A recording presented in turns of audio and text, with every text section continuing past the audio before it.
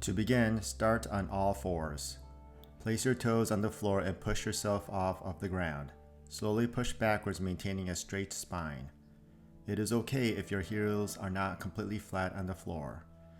If your heels are not flat on the floor, try pumping your heels as shown. Pump your feet slowly, feeling a slight stretch.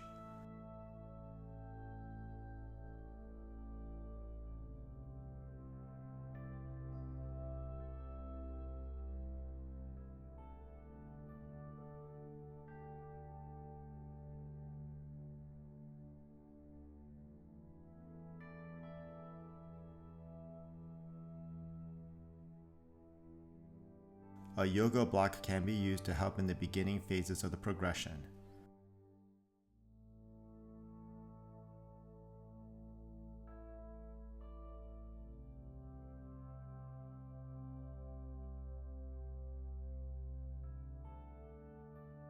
So we can continue making these videos, please subscribe to our channel.